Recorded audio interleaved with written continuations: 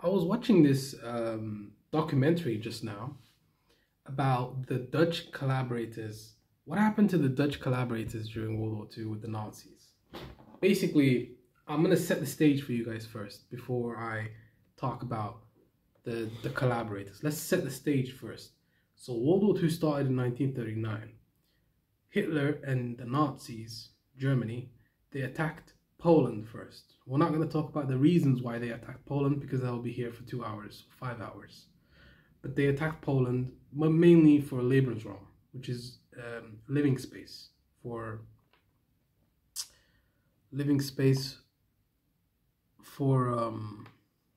the German race, the so-called Aryan race, whatever the fuck you want to call it. So he attacks Poland, he takes over Poland, and then after that he attacks the Low Countries and France. He takes over the Netherlands and he takes over France, he takes over Belgium, he takes over Luxembourg in pretty quick order in 1940. And then what ends up happening is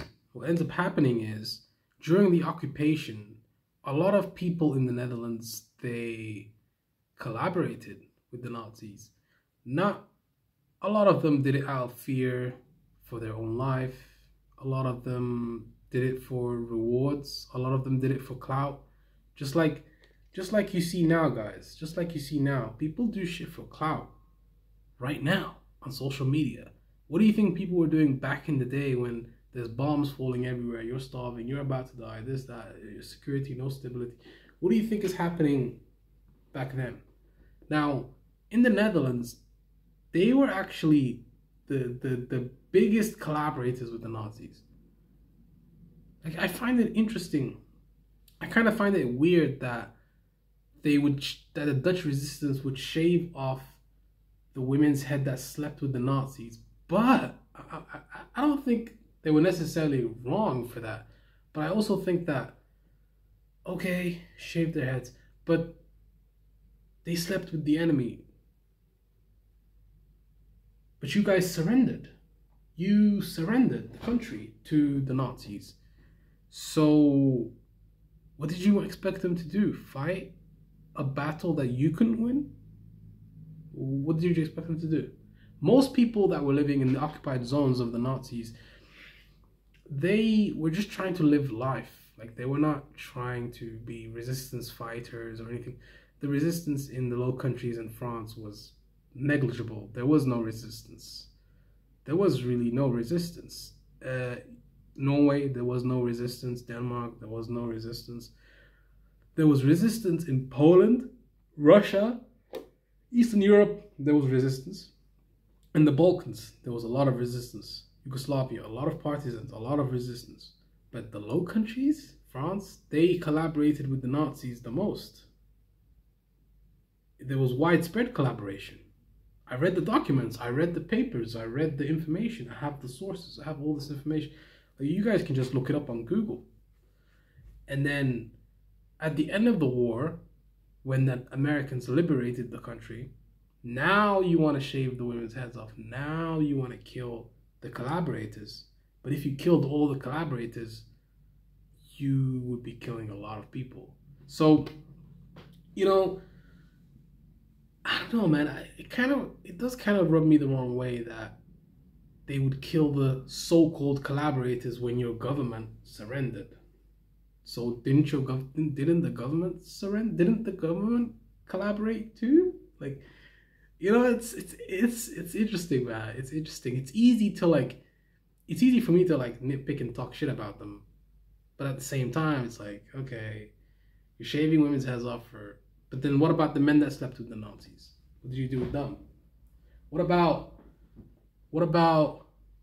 all those people that died? Yeah, but at the same time, the Nazis had an iron fist. They controlled everything. So if you resisted too hard, what they would do is, I'm trying to protect them now. I'm trying to speak out for them a little bit. But if you try to do anything, if you try to kill an SS officer, or if you try to kill a Nazi officer or anything like that, what would happen is, for every Nazi that was killed in these occupied countries, Hitler basically made this decree where he would have hostages. and he would have a ratio of around, I think it's 10-1. So he would pick up and capture like thousands of people, line them up and just kill them. He wouldn't do it. His army would do it. The Nazis would do it. But that would be the retaliation for partisan activity. So at the same time, I don't really blame them for being really subservient during the time of occupation, because it's tough, you know. That many people dying, I don't think I would be able to stomach that, you know. So I think, you know, I don't really know what the correct course of action would have been, but at the same time, it's like hypocrisy, right? You punish someone for doing something that your own government did? Like, how does that make any sense? I understand that the consequences for collaborating and the stuff that happened when they collaborated led to the deaths of a lot of people. People got sent to concentration camps. People died. So maybe they deserved a bullet to the head because they collaborated with the Nazis. But I don't know. I don't know. Didn't the whole country collaborate? So wouldn't you just line up the whole country and shoot them? So it's like, you think about it.